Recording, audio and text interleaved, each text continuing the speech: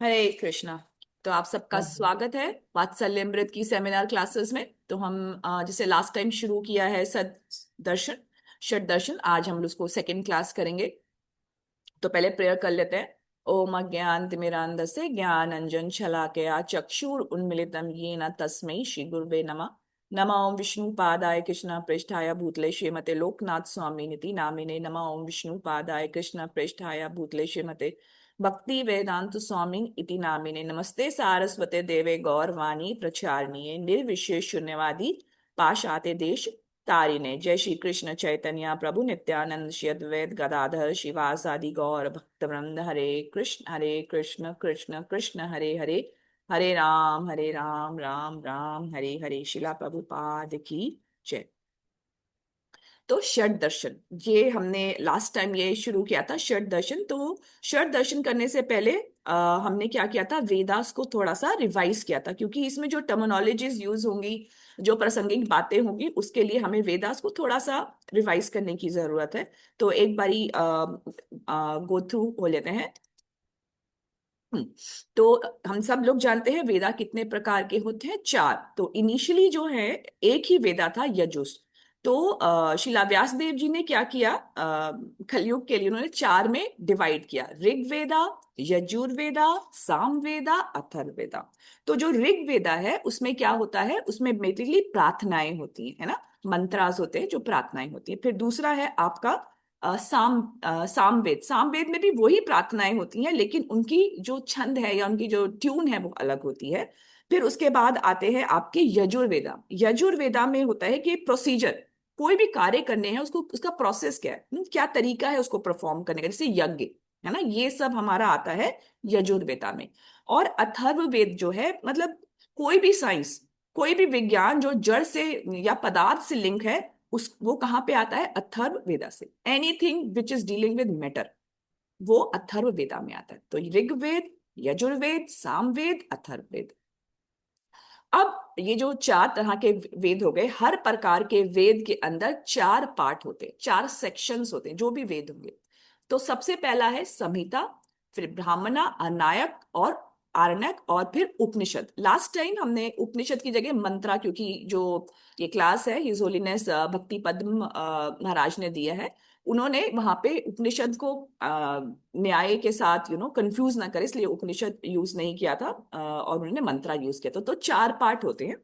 तो Okay, चार part क्या है, Hare Krishna संहिता। Mataji. जी माता What जी। you have said that Samhita, Brahmana, Aranya. Aranya, This is Aranya, Aranya. Yes. Aranya and Upanishad. Thank you. Aranya, ठीक है माता जी, थैंक यू। तो संहिता में क्या होता है, इसमें प्रार्थनाएं होती हैं, है ना। और ब्राह्मण में क्या होता है कि और ये जो प्रार्थनाएं होती है बेसिकली काव्य फॉर्म में होती है, चैंटिंग एंड प्रेजिंग, है ना, भगवान का गुणगान करना। फिर ब्राह्मण, इसमें क्या होता है, ये गद्य में ज्यादा रहता है। और इसमें क्या होता है कि रिचुअल कैसे परफॉर्म करने हैं ना, कैसे, अगर हम बेसिकली कर्म कांड सेक्शन आप मान सकते हैं इसको। इसमें क्या रहता है कि यज्ञ कैसे करने हैं, गृहस्थों के लिए क्या नियम है, वो सब चीजें इसमें आती है। और जो अरण्यक जो है, अरण्यक, ठीक है माता जी, am I spelling it right? Aranya. Aranya. अरण्य, अरण्य, ओके। सो इसमें क्या रहता है, इसमें पोएट्री और प्रोस, मतलब काव्य भी रहता है, गद्य भी रहता है इसके अंदर। इसमें क्या है कि जैसे ब्राह्मण में क्या रहता है, how to live in city, है ना, शहरों में कैसे रहे, मतलब गृहस्थों के लिए। और फिर इसमें क्या रहता है, how to live in forest, मतलब अगर आप मेडिटेशन करना चाहते हैं तो कैसे आप करेंगे, वो प्रोसेस इसमें दिया जाता है। और फिर लास्ट जो हमारा पार्ट आता है उपनिषद। देखिए, संहिता में हम भगवान का गुणगान कर रहे हैं, ब्राह्मण में हम देख रहे हैं कि कैसे हम यहाँ गृहस्थ जीवन में रहें, फिर कैसे फॉरेस्ट में रहें, और फिर उपनिषद में आता है कि इन दोनों जगह से बाहर कैसे निकल पाए हम लोग, how to get out of this world. तो संहिता, ब्राह्मण, अरण्यक और उपनिषद, ये पार्ट है इसके, है ना, ये लास्ट टाइम हमने किया था। अब जब हम लोग किसी विद्वानों में या कहीं जाते हैं तो वहां पे वेदा शब्द नहीं यूज किया जाता, है ना। तो प्रस्थान त्रय जो हम बोलते हैं, ये वेदों का ही एक टेक्निकल नेम आप समझ सकते हैं। वहां पे वेदास शब्द नहीं यूज कर, अगर हम वेदास शब्द यूज करते सोचेंगे इसको ज्यादा ज्ञान नहीं है। तो इनको प्रस्थान त्रय करते हैं, मतलब अगर हमें यहाँ से प्रस्थान करना है, किसी भी स्टेज से दूसरे में हमने जाना है, तो क्या चीजें रहती है। तो हमने इसको लास्ट टाइम डिस्कस किया था अच्छे से, श्रुति, स्मृति, न्याय। श्रुति मतलब जो भगवान से स्वयं आती है कि हमें क्या करना चाहिए। फिर हमें ज्ञान हो जाता है कि हमें क्या करना चाहिए, तो कैसे करना चाहिए, है ना। तो जो भगवत गीता है उसमें ये सारा ज्ञान रहता है। तो भगवत गीता में भगवान कहते हैं अंत काले च मामेमं स्वरम मुक्त्वा कलेवरम, है ना। अंते नारायण स्मृति होनी चाहिए। तो उसमें फिर आप देखेंगे भागवतम में एग्जाम्पल दे रखा है। क्या एग्जाम्पल है? भीष्म जी का, कि कैसे शरीर को छोड़ना चाहिए। तो स्मृति में क्या होता है, पुराण आदि होते हैं जो हमारे को बताते हैं कि अच्छा ये करना चाहिए, कैसे करना चाहिए। तो वहां पे एक व्यक्ति का, एक इवेंट का, डिवोटीज का, भक्तों का एग्जाम्पल देके इंस्पिरेशनल वे में हमें समझाया जाता है ना। जैसे एक भी आता है, माम एकम शरणम व्रज, आप मेरी शरण में शरण ग्रहण कीजिए। कैसे ग्रहण करें? तो फिर उसमें आता है गजेंद्र जी ने शरण ग्रहण करी, प्रहलाद महाराज ने करी। तो ये जो चीजें हैं हमारे को स्मृति से जानने को मिलती।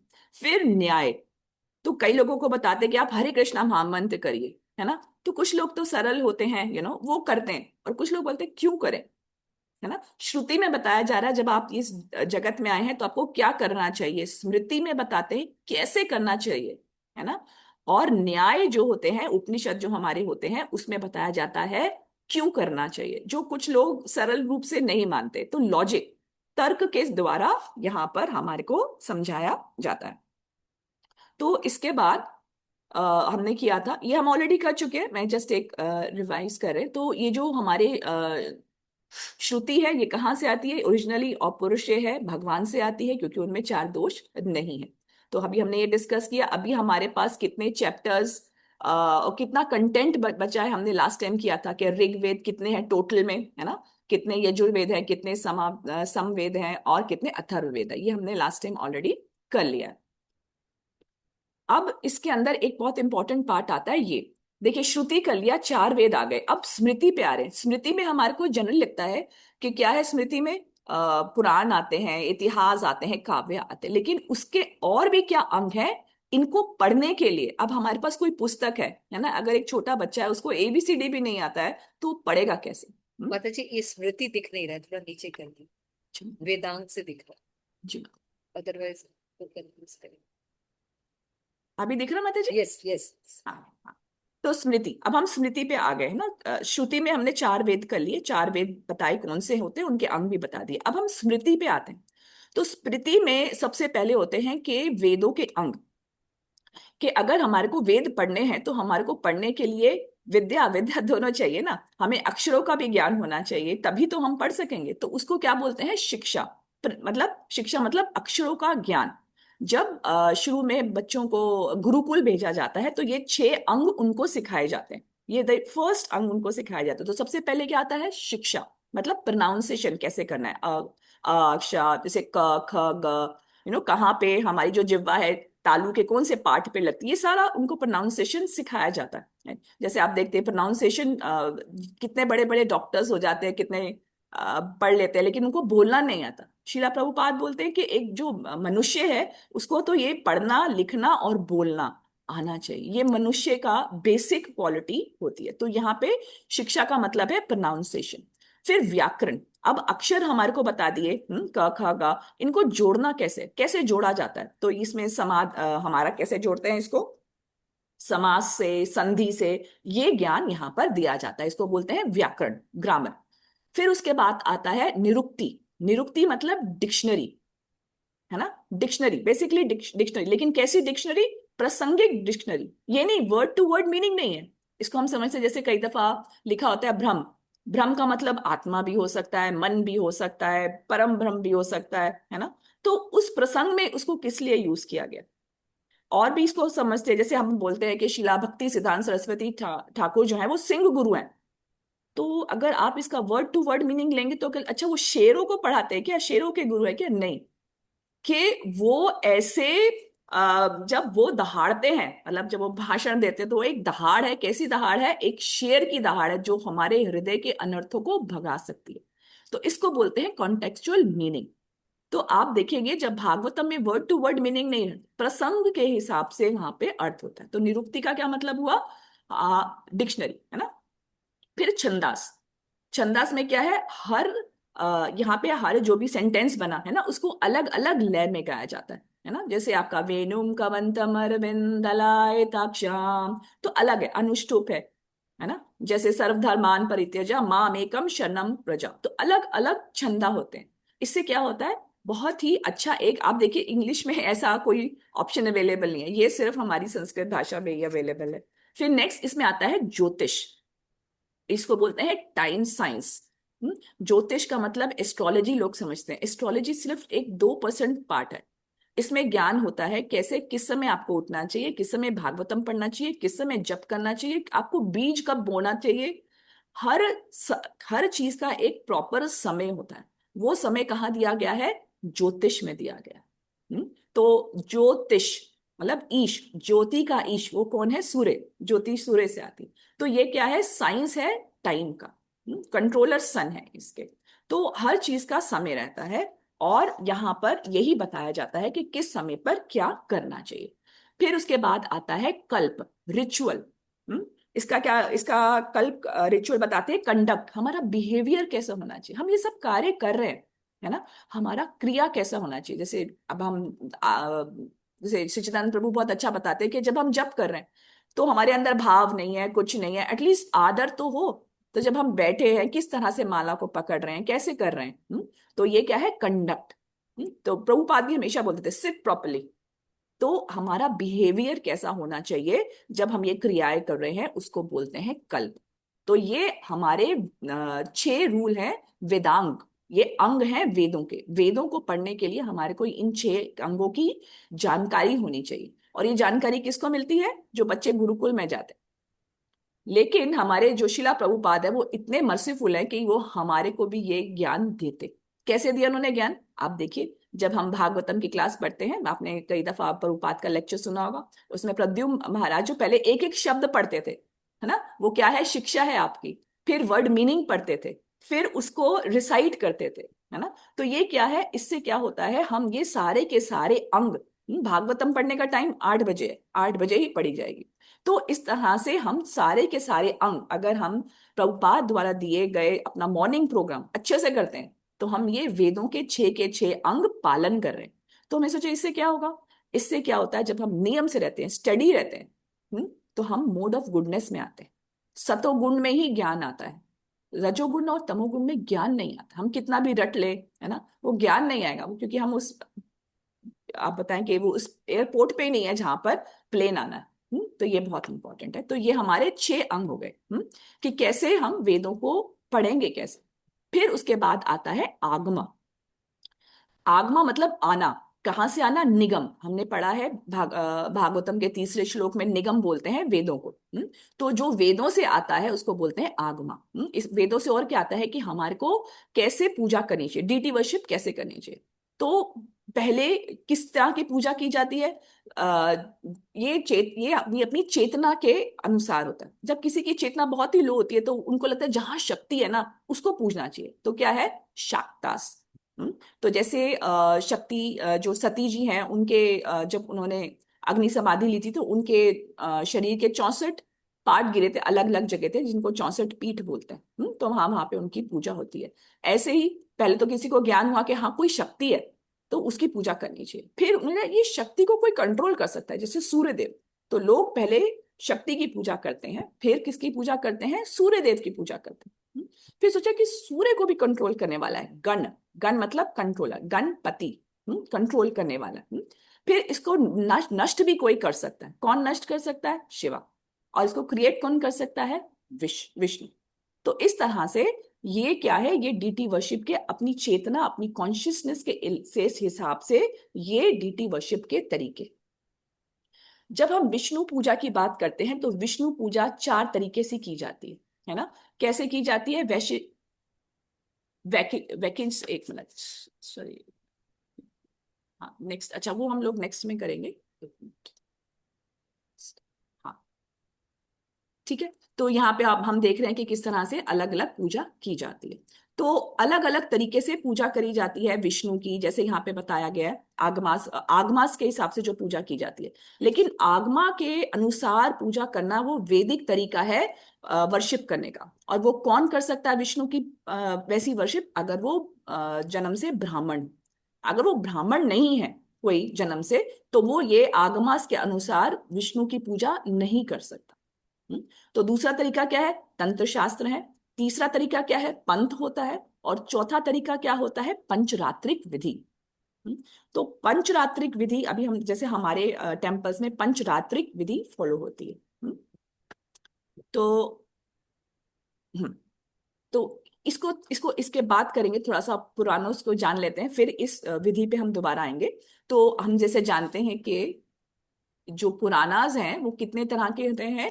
18 पुराण है ना। जो व्यक्ति सतोगुण में है, रजोगुण में है, तमोगुण में है, उनके अलग अलग पुराण होते हैं।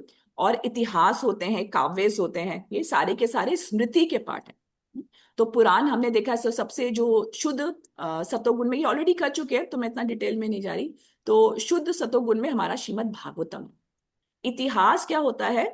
श्रीमद् भागवतम में चंद्रवंश और सूर्यवंश दोनों की कथाएं हैं, सभी राजाओं की। लेकिन इतिहास में क्या होता है? इतिहास में केवल एक ही व्यक्ति की कथा होती है ना। और और क्या कंडीशन होती है कि उसको उस समय उस धरातल पे होना चाहिए। जैसे जब रामायण लिखी गई तो राम जी इस प्लेनेट पे थे, जब महाभारत लिखी गई तो भगवान कृष्ण थे। और काव्यास क्या होते हैं? भागवतम का ही कोई प्रसंग लेकर उसको थोड़ा सा महाराज की लैंग्वेज में थोड़ा सा मसाला लगा के उनको बड़े अच्छे ढंग से पेश करते हैं। जैसे आपका शकुंतला का एक इवेंट है, उसको काव्य बोलते हैं। ये सब क्या है? ये पुराण से। हम्म, तो अब हम पंचरात्रास पे आते हैं। अभी हम कह रहे थे कि विष्णु की पूजा आगमास के हिसाब से कैसे की जाती है ना। वो सिर्फ वही कर सकते हैं जो ब्राह्मण है जन्म से, है ना। तो जो ब्राह्मण नहीं है वो क्या करेंगे? तो ये पंचरात्रिक विधि है, ये बहुत पावरफुल है। सनातन गोस्वामी क्या बोलते हैं? अगर आप लोहे को अग्नि में रखेंगे तो वो भी लोहा बन जाता है। इसी तरह से अगर कोई व्यक्ति एक प्रमाणिक गुरु से शिक्षा ग्रहण करता है, उसकी दीक्षा होती है, तो भी वो ब्राह्मण के कार्य, यज्ञ आदि चीजें कर सकता है। और इस्कॉन में हम यही विधि को फॉलो करते हैं, है ना। तो अलग अलग पंचरात्र जो है अलग अलग उन्होंने दिए हैं। जैसे ब्रह्मा जी ने दिए हैं, नारद जी ने दिए हैं, है ना। उनकी टोटल में पंचरात्र जो पुस्तकें हैं वो 108 है ना। तो चैतन्य महाप्रभु ने जो हमें हमारे लिए क्या है? भक्ति रस अमृत सिंधु, ये हमारा पंचरात्र है, नेक्टर ऑफ डिवोशन। और चार चीजें जैसे मैं आपको बता रही थी। एक था वैदिक तरीके से, जो वेखानस बोलते हैं उनको, वेखनस, वैदिक तरीके से जो फॉलो करते हैं, लेकिन जो प्रमाणिक ब्राह्मण होते हैं, ठीक है। दूसरा तरीका क्या होता है? तंत्र शास्त्र। तंत्र शास्त्र एक्चुअली तांत्रिक विद्या को बोलते हैं, ब्लैक मैजिक एंड ऑल। वो हमारे आचार्य अलाउ नहीं करते, बिकॉज उसमें बहुत सारी मुद्रास होती है, बड़ी पावरफुल होती है, लेकिन मुद्रास बहुत होती है। उससे होता क्या है? उसमें एक व्यक्ति को बहुत ही अपने ऊपर गर्व हो जाता है कि मैंने किया, है ना। तो हमारा राग मार्ग जो है, जो हमारा मेन भक्ति का मार्ग है, वो डिस्टर्ब होता है। तो हमारे आचार्यस ने ये तंत्र शास्त्र का को अप्रूव नहीं किया। फिर एक और भी मार्ग आता है विष्णु को पूजा करने का। जैसे जगन्नाथपुरी में पंथ, उनका अपना तरीका है, वो कहीं लिखा नहीं है, वो अपने तरीके से जगन्नाथ जी की पूजा करते हैं। जैसे पंढरपुर है ना। पंढरपुर में क्या विधि है पूजा करने की? कि आप जाइए और डीटी को आप एम्ब्रेस कर लीजिए, आप गले लगाइए, तब आपका दर्शन पूरा होता है। तो इसको पंथ बोलते हैं। और पंचरात्रिक विधि, तो चार विधि हो गई हमारी। एक आपकी हो गई वैखनस, दूसरी पंचरात, फिर पंथ और तंत्र शास्त्र। हमारे यहाँ पर जो पंचरात्र है वो क्या है? भक्ति रस अमृत सिंधु, ठीक है। अब आगे आता है हमारा न्याय, उपनिषद, है ना। अभी हमने क्या था कि उपनिषद क्या है?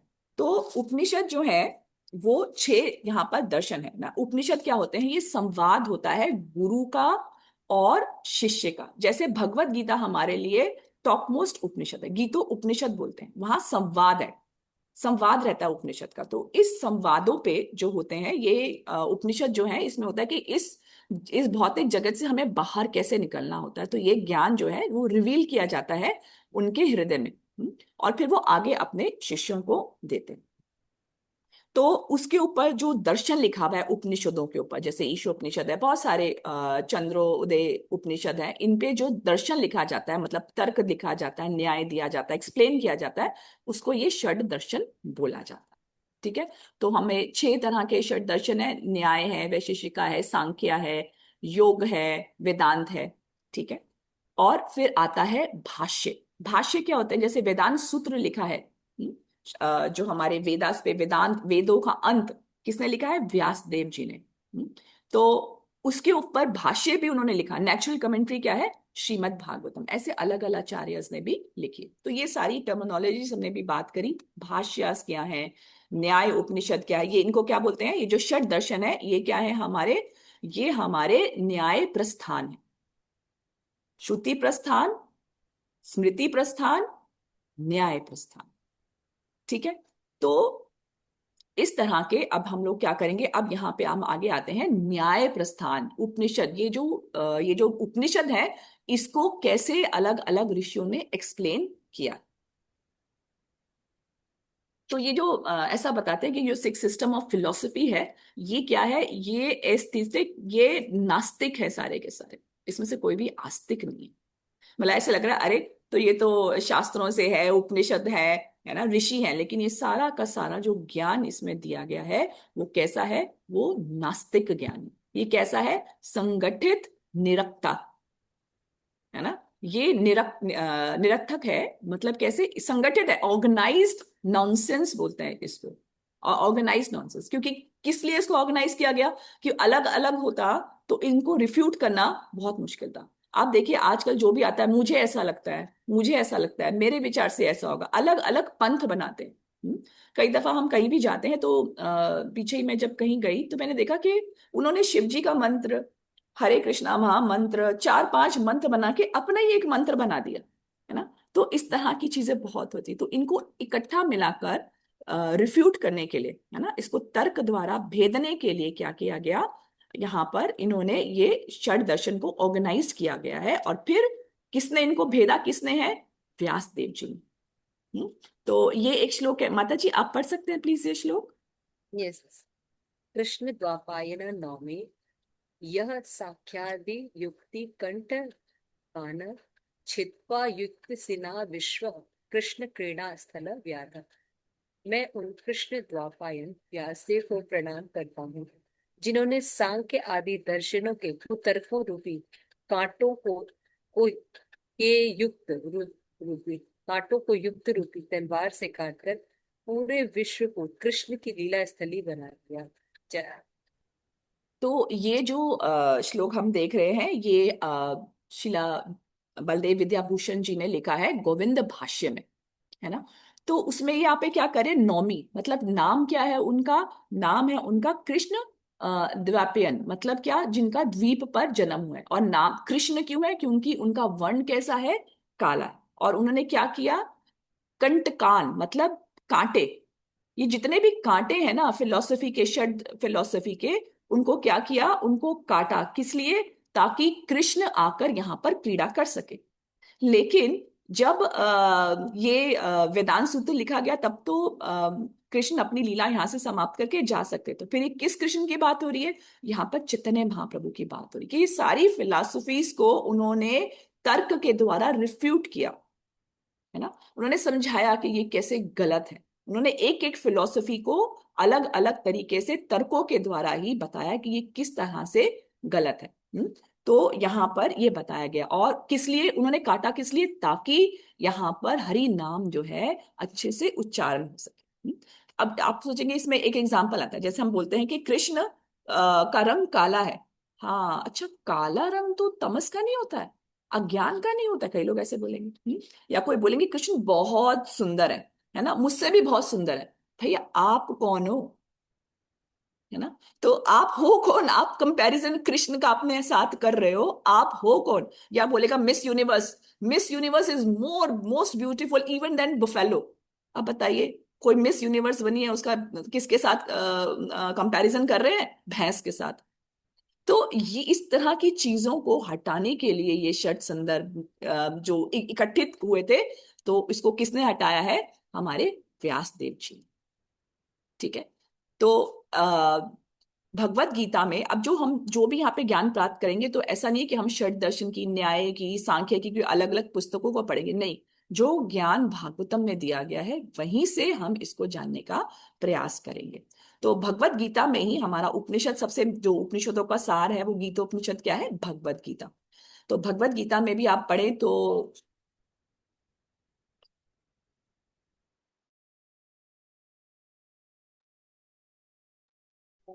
तैतरीय उपनिषद, भृगुकुल वल्ली।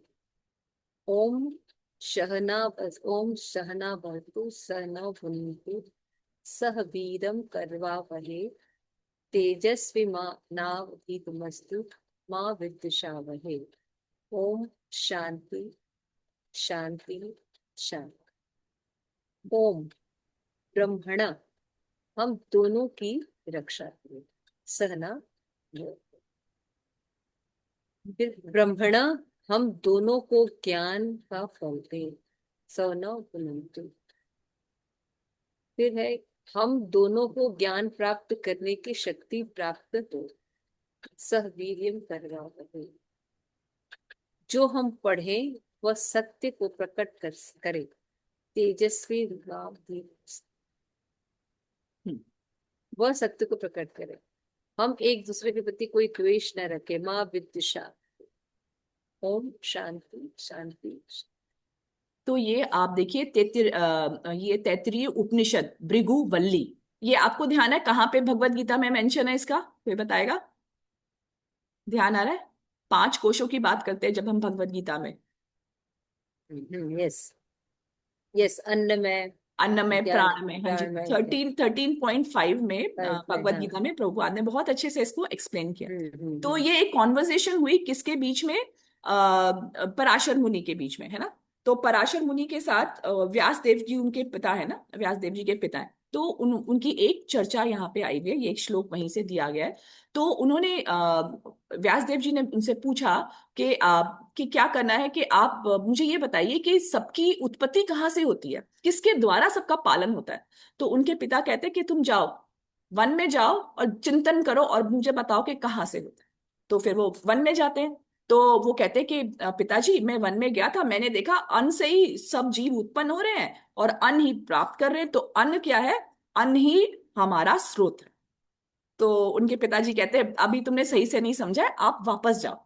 तो फिर वो वापस जाते हैं। अच्छा, फिर वो कहते हैं नहीं नहीं, ये तो जीव मर भी रहा है, अगर वो अन्न खा भी रहा है तो भी वो मर रहा है। तो फिर क्या सुप्रीम है, सोर्स क्या है? प्राण। यानी हम करते हैं ना अन्नमय प्राणमय। तो उनके पिताजी कहते हैं नहीं, अभी भी ये सही नहीं है, आप एक काम करो, आप फिर जाओ, है ना। तो प्राण से ही सभी जीव उत्पन्न हो रहे हैं, प्राण से ही जीवित हो रहे हैं, अंत में प्राण में ही लीन हो रहे हैं। तो पिता ने कहा नहीं, आप फिर से जाओ, क्योंकि प्राण होने पर भी मृत्यु हो रही है। तो फिर उन्होंने कहा कि अच्छा ठीक है। फिर वो वापस जाते हैं। फिर उन्होंने क्या कहते हैं, विज्ञान, मन और बुद्धि जो है वो मुख्य है ना। मन से हम सोच रहे हैं, बुद्धि होनी चाहिए कैसे कार्य करें। तो उनके पिताजी बोलते हैं कि नहीं, अभी भी सही नहीं है, आप क्या करो, फिर से गहन चिंतन करो। और फिर क्या आते हैं कि क्या है? आनंदमयो स्यात्। सबसे ज्यादा इंपॉर्टेंट क्या है? आनंदमय कोश। आनंदमय प्रसाद। आनंदमय, आनंदमय बस। ठीक है।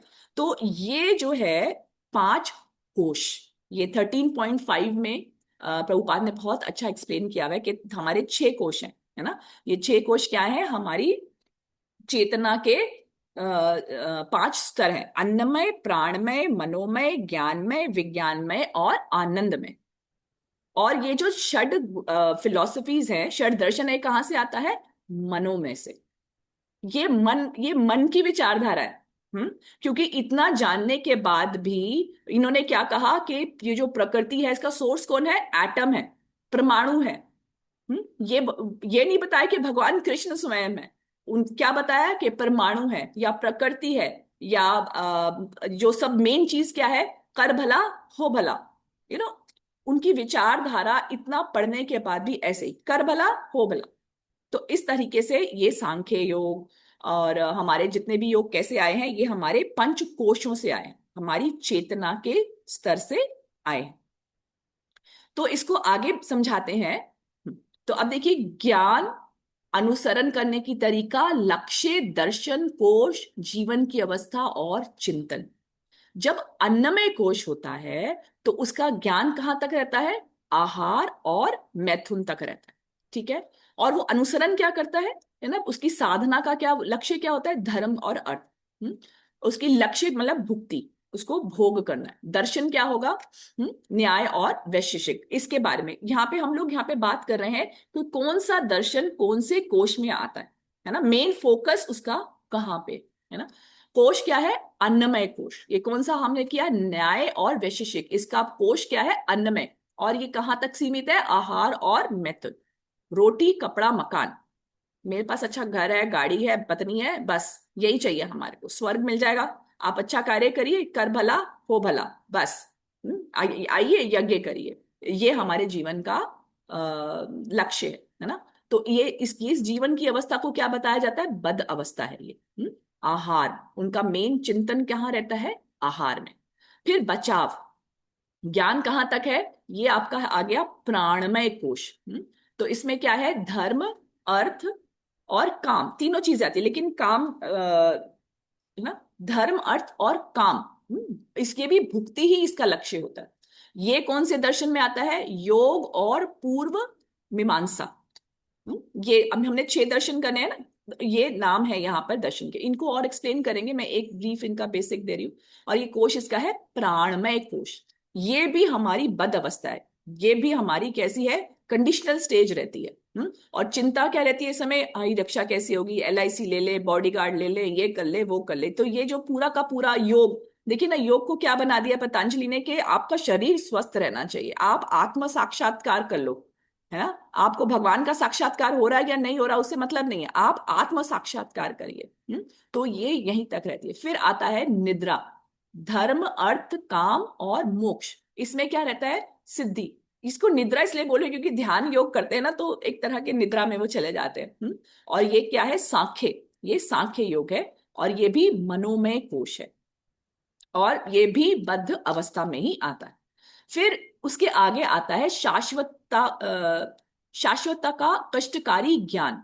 कष्टकारी क्यों बोल रहे हैं? जब हम, आप 12वां अध्याय में आपको याद होगा कि जब अर्जुन पूछते हैं कि भगवान आप निर्विशेषवादी जो आपका ज्ञान प्राप्त करते हैं वो श्रेष्ठ है, वो वाले योगी श्रेष्ठ हैं जो आपका संपूर्ण रूप है उसको दर्शन करते हैं, वो वाला भक्ति आपको पसंद है ना। तो भगवान क्या बोलते हैं? बहुत कष्टकारी है। तो इसलिए यहाँ के क्या बोला है? ये बहुत ही कष्टकारी ज्ञान रहता है, इसको बहुत मुश्किल है प्राप्त करना। तो ये कौन सा है? उत्तर या ब्रह्म मीमांसा में आता है, ये विज्ञान में कोश में आता है। लेकिन ये भी अभी कहाँ पे है? ये भी अभी बद्ध अवस्था में है ना। वो भी मुक्ति चाहता है, सेवा नहीं चाहता, वो आदान प्रदान नहीं करना चाहता भगवान के साथ, वो कहता है कि मैं बस लीन हो जाऊं। तो ये भी पूर्ण ज्ञान नहीं है। और ये देह और आत्मा का भेद समझता है, यहाँ इस स्टेज पे देह और आत्मा का भेद समझता है, लेकिन अपने आप को कृष्ण का क्या नहीं मानता है? अपने आप को सेवक नहीं मानता है। फिर शाश्वता का या इटर्निटी का आनंदमयी ज्ञान, ये है भक्ति, ये है वास्तविक मुक्ति। ये कहाँ पे आता है? उत्तर ब्रह्म मीमांसा में सविशेष, ये भगवान कैसे हैं, उनका रूप है। लेकिन ऐसा रूप नहीं है जैसे भौतिकवादी रूप नहीं है, लेकिन कैसा है? उनका आध्यात्मिक रूप है, इसको आनंदमय कोश कहते हैं। और ये है हमारी लिबर्टेड सिचुएशन। और इसमें चिंतन क्या रहता है कि मैं भगवान का दास हूं, मुझे 24 आवर्स क्या करना है? भगवान की सेवा करनी। तो ये हमने 6 दर्शनों के बारे में एक ब्रीफ जाना। वेरी नाइस, ये बहुत अच्छा था। इसको शेयर कर सकते हैं आप फिर तो। जी माता जी, ये मैं शेयर कर दूँ। तो अब हम देखते हैं षड दर्शन जो है, इसके अंदर इसकी मेन मेन क्या क्या क्वालिटीज क्या है। कोई पढ़ सकता है क्या प्लीज? कोई है पढ़ सकता? सच्ची मैं भाई पढ़ूं पढ़िए। माता जी? हाँ हाँ पढ़िए पढ़िए, please। हाँ पढ़िए माता जी। पढ़िए। वेदों को प्रमाण मानते हैं, हम्म। सभी दर्शन वेदास को अंतिम सत्य का स्रोत मानते हैं। देखिए, वेदों को अपना प्रमाण मानते हैं, लेकिन ज्ञान क्या देते हैं? नास्तिक ज्ञान देते हैं। ये हमें जानना बहुत जरूरी है, क्योंकि होता क्या है कि हम कब मायावादी बन रहे हैं, कब हम लोग कर्म मिश्रित भक्ति कर रहे हैं, हमें नहीं पता चलता। अर्जुन जो है, वो कहने के लिए उसने 5 प्रश्न किए थे, वो मायावादी प्रश्न थे। तो जब मैं सुन रही थी तो मुझे लगा, अरे ये कैसे हुआ? तो ये बातों को जानने के लिए इन दर्शनों को जानना बहुत जरूरी है। जी माता जी, आगे पढ़िए। हाँ, आस्तिक दर्शन है। ये दर्शन ईश्वर और वेदों की प्रामाणिकता को स्वीकार करते हैं। मतलब आस्तिक दर्शन है, लेकिन निर्णय नास्तिक देते हैं। देखिए कितना आस्तिक, वेदों को मानते हैं, आस्तिक हैं, है ना, सब चीजें मानते हैं, लेकिन इनका निर्णय क्या है? निर्णय क्या होता है इनका? नास्तिक। जी माता जी, अगला पढ़िए। हाँ, वैदिक दर्शनों का खंडन करते हैं। बुद्धिज्म और जैनिज्म जैसे दर्शनों का तर्क से विरोध करते हैं। हाँ, क्योंकि बुद्धिस्ट जो है, बुद्धिस्ट जो होते हैं, जैनिस्ट, वो तो बोलते हैं कि वेदों को मानना ही नहीं चाहिए।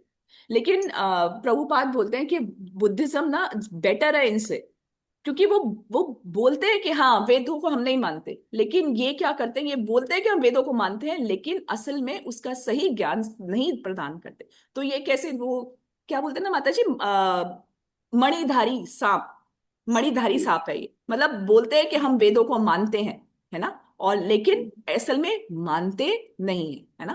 ये बहुत इंपॉर्टेंट है जी। माता जी आगे पढ़िए। प्रत्येक दर्शन किसी महान ऋषि द्वारा स्थापित है। हर एक दर्शन को एक वैदिक आचार्य ने सूत्र रूप में व्यवस्थित किया है। हाँ, तो बहुत सारे गौतम, कनाड, कपिल, ये सारे इन्होंने ही दिए हैं, ये सारे के सारे दर्शन। जी माता जी। सभी का मूल स्रोत वेद है। वेद। वेदों से ही तर्क लेने के कारण इन दर्शनों में कई समान सिद्धांत मिलते हैं। जी पढ़ लीजिए माता जी, आगे सिंपल ही है। ठीक है। आत्मा को शाश्वत चेतन जीव माना जाता है। आत्मा नित्य है और चेतन स्वरूप है। आत्मा कर्म के अनुसार शरीर बदलती है। जन्म मृत्यु का चक्र कर्म के नियम से चलता है। दुख का कारण प्रकृति से संबंध है। भौतिक संपर्क के कारण आत्मा कष्ट पाती है और उससे मुक्ति लक्ष्य है। तो ये उनके मेन पॉइंट है जिसपे ये सारे के सारे कोइंसाइड करते हैं, ये मानते हैं ये चीजों को, ठीक है। तो अब हम देखते हैं कि ये कहाँ से, इसके बारे में कहाँ पे लिखे। ये चैतन्य चरितमृत के मध्य लीला के 25वें अध्याय के 50 से श्लोकास में इसका वर्णन हुआ है। ये है कि जब प्रकाशानंद सरस्वती के साथ वार्ता हो रही थी चैतन्य महाप्रभु की, तो यहाँ पे इनके बारे में बहुत अच्छे से डिटेल में बताया गया। तो कैन ये प्लीज कैन आई पढ़िए। रीड? हाँ माता जी पढ़िए ना। ये ये ग्रंथ करता चाहे स्वमत स्थापित शास्त्र के सहज अर्थ गीता ही से। जो कोई अपनी राय या दर्शन स्थापित करना चाहता है वह निश्चित रूप से किसी भी शास्त्र की व्याख्या प्रत्यक्ष व्याख्या के सिद्धांत के अनुसार नहीं कर सकता। हम्म, है ना। तो शीला हम्म, प्रभुपाद जैसे उन्होंने, जैसे नॉन वॉयलेंस है, उन्होंने बोला अहिंसा का क्या अर्थ है। अहिंसा का क्या अर्थ है, मतलब अहिंसा का अर्थ है कि आप अगर किसी को कृष्ण भक्ति नहीं दे रहे हैं, कृष्ण भावना अमृत नहीं दे रहे हैं, वो अहिंसा है ना। तो इस तरह से उन्होंने शास्त्रों के अनुसार कार्य किया। माता जी नेक्स्ट पढ़िए। ये आलोचना है, राइट? हम हाँ लोग आलोचना कर रहे हैं कि हाँ। आप ये कह रहे हैं कि आप वेद से ज्ञान ले रहे हैं, लेकिन आप जो है सिद्धांत। सिद्धांत नहीं फॉलो कर रहे हाँ जी माता जी। हैं। ओके।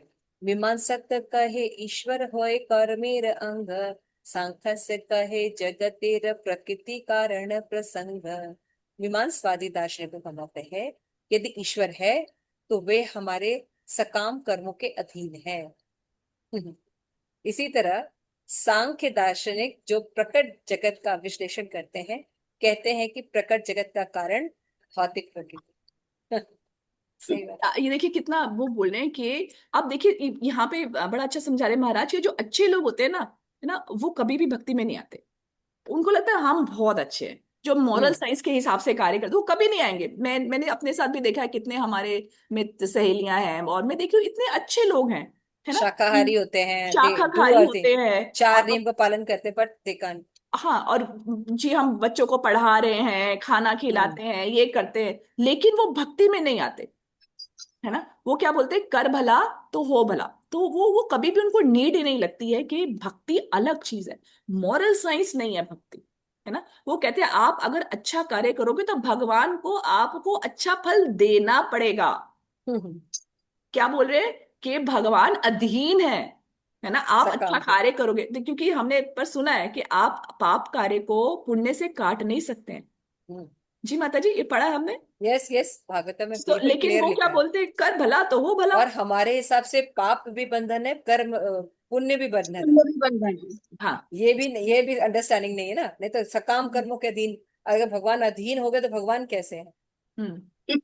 तो यहीं पे अर्जुन बोलता है कि मैं, और अर्जुन क्या कर रहा था, मॉरल साइंस ही तो बोल रहा था हाँ, मोरल साइंस कि ही बोलो, मॉरल साइंस। परफेक्ट। और वो समझा किसको रहा था, देखिए किसको समझा रहा था, भगवान आपको कुछ नहीं मालूम है, आपको पता है क्या होगा, है ना, क्या होगा आप बताओ, मैं मार दूंगा, मुझे पाप लग जाएगा, है ना, मेरे परिवार वाले की मृत्यु हो रही है, मेरा वंश नाश हो जाएगा। तो वो कैसी बात कर रहा था, वो हम सोचे कि वो ऐसा कर रहा था कि भगवान स्त्रियां आपको कुछ स्त्रियां मालूम नहीं है, भ्रष्ट हो जाएंगी। स्त्रियां भस्म हो जाएंगी, उनको ये नहीं फिर पता वर्ण कि संकर्षण संतानें उत्पन्न होंगी, तो वो पितृ नष्ट हो जाएंगे। भगवान को समझा रहा है। अब देखिए फर्स्ट में वो भगवान को समझा रहा है, किस तरह से वो एक्शन कर रहा था।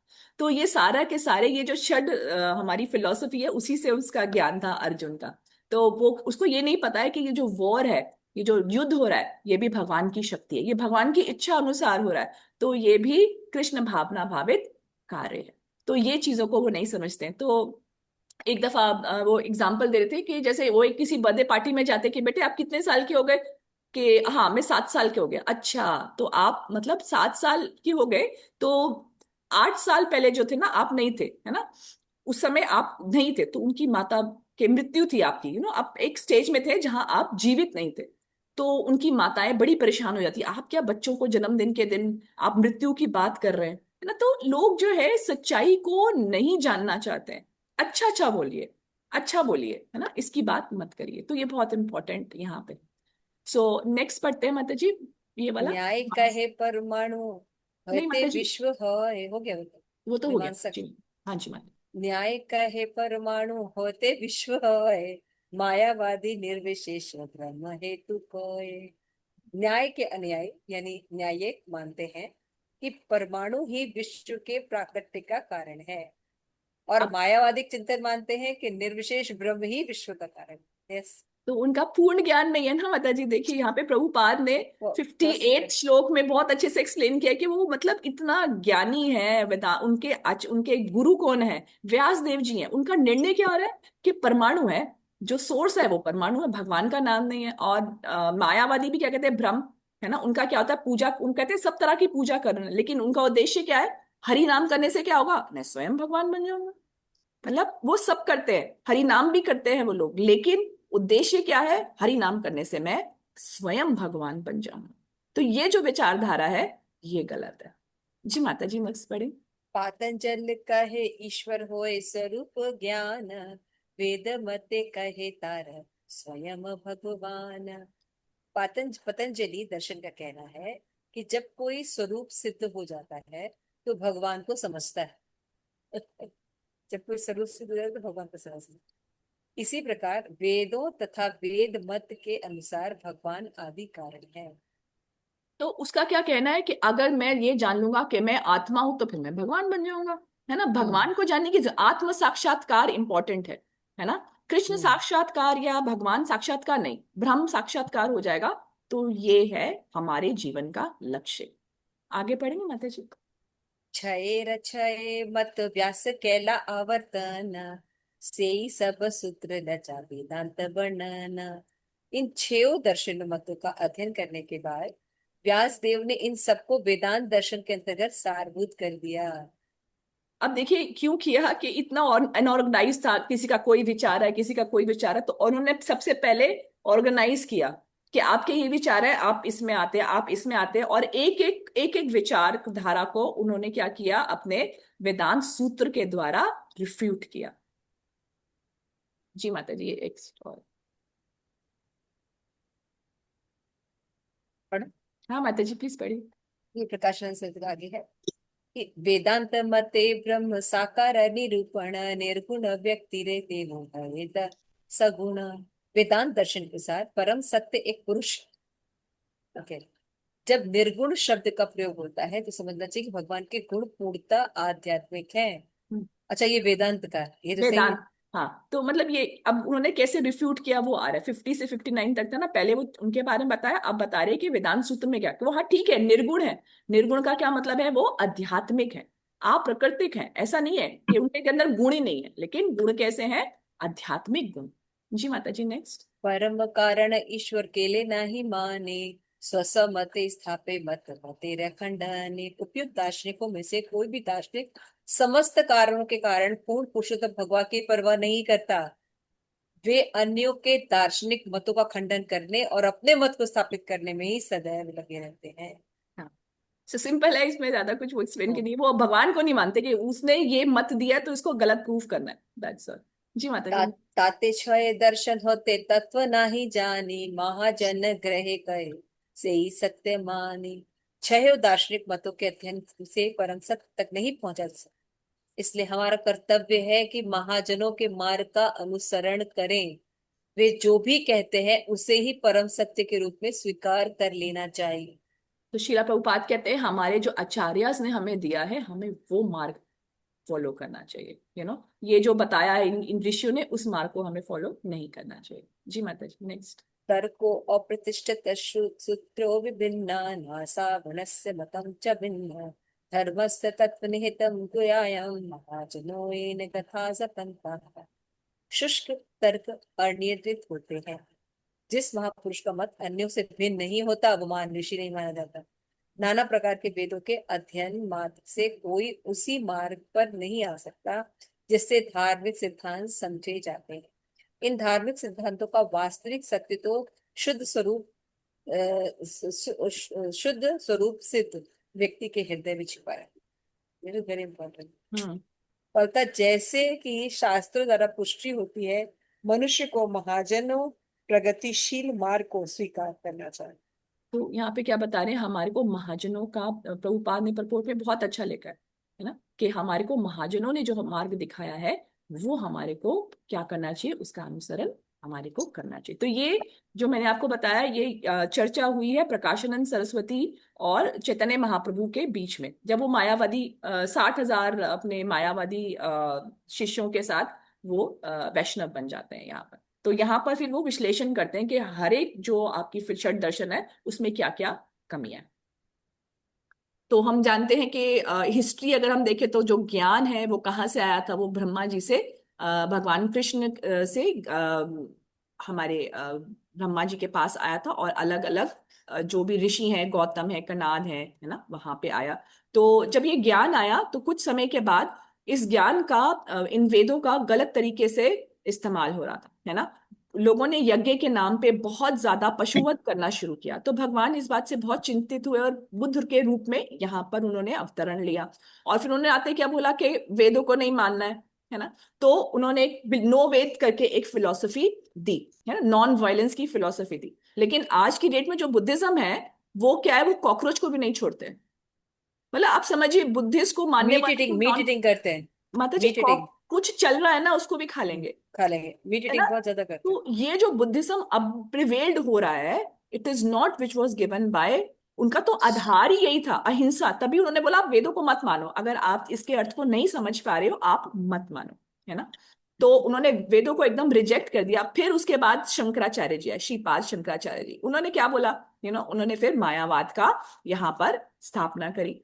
तो फिर उसको रिफ्यूट करने के लिए हमारे रामानुजाचार्य, ये से जो चारे हमारे चार संप्रदाय के वो आए, और उन्होंने एक एक कर कर एस्टेब्लिश किया कि वेदों को मानना है और क्या तरीके हैं। और उनमें से दो दो चीजें जो हैं चैतन्य महाप्रभु में हमारे संप्रदाय में दी। तो ये तो सबको मालूम ही है। अब इसका हम करें कि इसका जो एक वैदिक दर्शन का जो सार है ना, और इसका पतन कैसे हुआ, अभी मैंने जैसे बात करी कि कैसे बौद्ध धर्म, ये कोई पढ़ सकता है, सिंपल है, पढ़ लीजिए कोई। सची भाई पढ़िए। मूल सत्य प्रारंभ में सभी छह दर्शन एक ही वैदिक सत्य के पूरक अंग थे, जिनका उद्देश्य मानव को पूर्णता की ओर ले जाना था। भटकाव। भटकाव भटकाव का कारण, जब दर्शन को आध्यात्मिक बोध के बजाय स्वार्थ और कर्म कांडीय हिंसा जैसे पशु बलि के लिए इस्तेमाल किया गया तो वैदिक संस्कृति का पतन हुआ। तो यहाँ पे जब बौद्ध पतन धर्म हुआ तब फिर भगवान बुद्ध आए। जी माता जी। बौद्ध धर्म एवं शंकर बौद्ध धर्म ने हिंसा के विरुद्ध शून्यवाद दिया, जिसे बाद में शंकराचार्य ने अद्वैत के माध्यम से वेदों में जोड़ा। वापस जोड़ा। जोड़ा। हालांकि यह भी मूल दर्शन का पूर्ण स्वरूप नहीं था। तो पहले वेदों को उन्होंने नकार दिया, फिर शंकराचार्य जी ने उसको दोबारा जोड़ा, लेकिन ये भी पूर्ण नहीं था। जी माता जी। पूर्ण परिपक्वता, रामानुज और मध्व जैसे आचार्यों के माध्यम से वेदांत अपने शुद्धतम और सबसे तर्क संगत रूप में उभरा। इसका चरम लक्ष्य श्री चैतन्य महाप्रभु की शिक्षाओं में मिलता है, जहां दर्शन केवल शुष्क तर्क नहीं बल्कि उच्चतम भक्ति और आध्यात्मिक विज्ञान बन जाता है। तो चैतन्य में संक्षेप संक्षेप में पढ़ लीजिए माता जी। संक्षेप में यह यात्रा कर्म कांड की जटिलता और शून्यवाद के भ्रम से निकलकर शुद्ध तार्किक भक्ति वेदांत की ओर बढ़ने का नाम है। तो ये जो हमने यहाँ पे संक्षेप में देखा कि कैसे हम लोग जहाँ पर कर्म कांड से शुरू होकर एक जहाँ पे बौद्ध धर्म हिंसा के विरुद्ध कार्य कर रहा था, शंकराचार्य जी है, ये क्या है, शुद्ध तार्किक भक्ति को आगे बढ़ाने का एक मार्ग है ना। जो अभी हम षड दर्शन पढ़ इसलिए रहे हैं, इसमें एक बहुत अच्छी कथा आती है कि जैसे जब रावण की मृत्यु हो रही है होती है तो राम जी बोलते हैं, आप लक्ष्मण को बोलते हैं आप जाओ उसे ज्ञान ले लो। तो लक्ष्मण जी बोलते हैं मैं उससे क्यों ज्ञान लूं, मैं आपसे ही ज्ञान लूंगा, आपसे ज्यादा ज्ञानी कौन हो सकता है। तो भगवान राम बोलते हैं कि मैं तो तुम्हें अच्छी बातें ही बता सकता हूं ना, तो मगर बुरी बातें भी तो है, जीवन में क्या करना नहीं चाहिए वो भी तुमको पता होना चाहिए, तो तुम जाओ रावण से इस बात का भी ज्ञान लो, है ना। विद्या अविद्या दोनों चाहिए, है ना। ज्ञान नहीं होगा तो हम नहीं पहचान पाएंगे कि क्या चीज गलत है इसके अंदर। ये भी पूजा कर रहे हैं, हम भी पूजा कर रहे हैं, है ना, ऐसे तो सब अच्छे हैं, है ना, सब अच्छे हैं, है ना। जैसे हम फिर हमारे अंदर विवेक करने की या डिस्क्रिमिनेशन करने की पावर हमें समझ नहीं आएगी जब तक हमें पता नहीं रहेगा कि सही सिद्धांत क्या है। तो यहाँ पर उद्देश्य क्या है, तो शिला प्रभुपाद ने भागवतम के फर्स्ट कैंटो के फर्स्ट चैप्टर के 7वें श्लोक में ही बताया कि हे सूत गोस्वामी, आप सबसे विद्वान वेदांतियों में अग्रणीय हैं। आप भगवान के अवतार वेद व्यास के ज्ञान से भली भांति परिचित है और आप उन अन्य मुनियों को भी जानते हैं जो भौतिक और आध्यात्मिक ज्ञान में निपुण हैं। इसमें शिला प्रभुपाद ने क्लियर बोला है, आप व्यास आसन पे तब तक नहीं बैठ सकते जब तक आपको ये षड दर्शन का ज्ञान नहीं है। एवरीबडी जो भी प्रीचिंग करता है उसको ज्ञान होना चाहिए। मतलब वो आप देखिए क्या बता रहे हैं यहाँ पर कि प्रभुपाद अपने परपोर्ट में लिखते हैं, व्यास आसन पर वही बैठ सकता है जो सभी दार्शनिक प्रणालियों को का ज्ञाता है, ताकि भागवत के आस्तिक दृष्टिकोण को पूरी तरह से प्रस्तुत कर सके। जब तक हम नहीं जानते कि मायावाद क्या है, सांख्य क्या है, मीमांसा क्या है ना, तब तक हमारे को पूर्ण ज्ञान नहीं होता है। हम आगे इसको अच्छे से हम बोल सकते हैं हाँ भगवान बहुत महान है, कैसे महान है, क्या सही तरीका है। देखिए आज की डेट में बहुत वृंदावन में पूरा भरा है, वृंदावन इतने आस्तिक है, ले लेके लड्डू गोपाल टोकरियों में घूमते हैं, नहीं जानते हैं कि क्या तरीका है, शास्त्र अनुसार क्या तरीका दिया गया है, सबके हाथ में लड्डू गोपाल रहते हैं। तो बहुत सारी कैसे परंपरा के द्वारा हम अपने आगे बढ़ सकते हैं भक्ति में, ये सब चीजें जानना बहुत जरूरी है। तो 1.1.7 माता जी श्लोक पढ़ेंगे आप ये वाला। यस। यानी वेद विद्या श्रेष्ठ भगवान बादरायण अन्य च मुनियो सूत परावर विदो विदु। हे तो सूत हम गोस्वामी, जी आप माता सबसे विद्वान वेदांतियों में अग्रणी हैं। आप भगवान के अवतार वेद व्यास के ज्ञान से भली भांति परिचित हैं और आप इन अन्य मुनियों को भी जानते हैं जो भौतिक और आध्यात्मिक ज्ञान में निपुण हैं।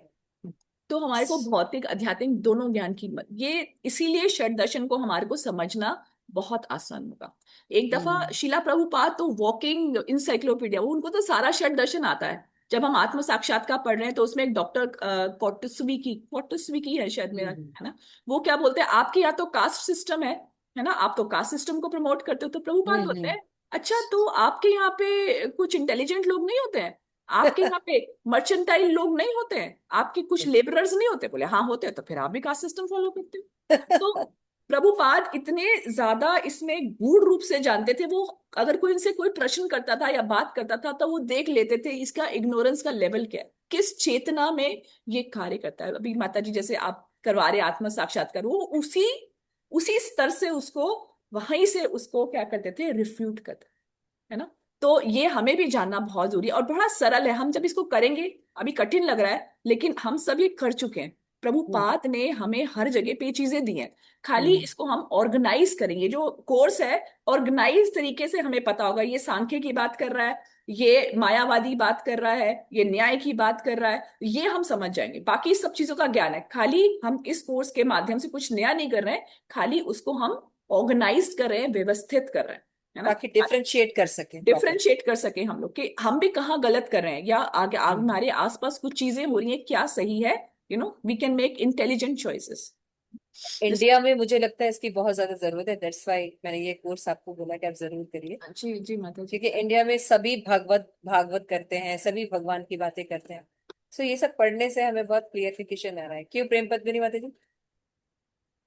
हाँ बिल्कुल, जब हमने ये फर्स्ट कैंटो भी दोबारा किया था तब भी इसके बारे में भी काफी बताया था प्रभु जी ने भी, कि मतलब षट दर्शन को जानना बहुत जरूरी है, कि मतलब जब तक कोई व्यक्ति व्यास आसन पर नहीं बैठ सकता, तो ये क्योंकि इसे अविद्या का जानना जरूरी है, तो वही चीज हो गई है ना विद्या के साथ साथ। दोनों जानेंगे तभी हम डिफरेंशिएट करके अभी सही पूर्ण ज्ञान निर्णय ले हो, पाएंगे।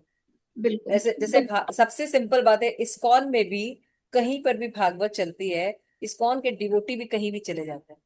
हाँ, यस, है ना? बिल्कुल जो जो ज्यादा जिनकी श्रद्धा कोमल है, जिनको प्रभुपाद प्रभुपाद की स्ट्रिक्टली फॉलो नहीं करते हैं, है ना? तो ये समझना बहुत है, प्रभुपाद ने किसी कारणवश मना किया है ना? तो ये षट दर्शन से समझ में आएगा क्यों मना किया था प्रभुपाद। क्योंकि वो गलत दर्शन की तरफ आप चले जाते हैं। हमको लगता है कि बिल्कुल सेम है, लेकिन वो सेम नहीं। तो ये लेकिन बहुत वो महाजन ये व्यथा का बनता। थैंक यू वो माता जी। वो हो गया ना, जैसे सांप हाँ, ने दूध को झूठा कर दिया, जूठा कर, पता नहीं तो वो इसका देखने में इसका दूध का इसका लगा। ये खाली हम लोग पहले पढ़ रहे थे कि सांप ने दूध जूठा कर दिया, इसको नहीं। हाँ, लेकिन अभी एक्चुअल में समझ में आ रहा है कि तो कैसे समझ जूठा में हो आया रहा है, कैसे जहरीला हो गया वो दूध। कैसे जहरीला हो रहा है, कैसे वेद से ही ज्ञान को लेकर भगवान को ही एक्सेप्ट कर कर निर्विशेष चीज रिजल्ट। बिल्कुल। इसीलिए जैसे जब होता है तो बोलते हैं ना कि आपको अगर पता करना है कि किसकी संगति करनी है, तो देखना चाहिए कि साधन और साध्य क्या है। हम्म थैंक यू माता जी, आगे माता जी बताइए आप। ये लास्ट, बस ये लास्ट स्लाइड है। हाँ हाँ, है प्लीज कि प्लीज। क्यों क्यों बने दार्शनिक, क्यों जानना जरूरी है हमारे लिए। तो इसके अंदर 4 पॉइंट है कि जड़ और चेतन का अंतर हमें समझना होगा इसके अंदर। है ना, कुछ लोग बोलते हैं कि क्या हो गया, है ना, अगर हमें वो बोलते हैं कि ठीक है आप अच्छे कर्म करिए आपकी मृत्यु हो जाएगी ना, क्या दिक्कत क्या है उसके अंदर, फिर आ जाएंगे। उनको ये नहीं पता कि कितना वो इस बात को बहुत अच्छा मानते हैं। आप अच्छे कर्म हम्म। करो स्वर्ग जाएंगे ना, क्या दिक्कत क्या है, वापस आओ। तो उनको बोलो कि अरे जाएंगे, शरीर लेंगे, है ना, शरीर लेंगे, कष्ट होगा, तो बोले no no gain without pain. थोड़ा हम्म। पेन ले लो ना, फिर यहाँ पे आके फिर मतलब आपको एक अच्छा परिवार मिलेगा। तो उनको ये नहीं पता है कि इस जन्म मृत्यु के चक्र से निकलना है। तो जड़ और चेतन का अंतर समझने के लिए। दूसरा, सहजिया और मायावाद से बचने के लिए, कब हम हम्म। सहजिया हो रहे हैं, कब हम मायावादी हो रहे हैं, इसको समझने के लिए। तीसरा, हमारी श्रद्धा को स्थिर करने के लिए, ये बहुत इंपॉर्टेंट है। ये बहुत हमारी इम्पोर्टेंट। श्रद्धा कैसे, कहाँ फिक्स, कोमल श्रद्धा नहीं रखनी, आज ये कर रहे हैं, है ना, हम्म। रासलीला देखने चले गए, जहाँ आपके अंदर अभी दास्य भाव नहीं आया तो रासलीला कहाँ ही समझ में आएगी ना हमें।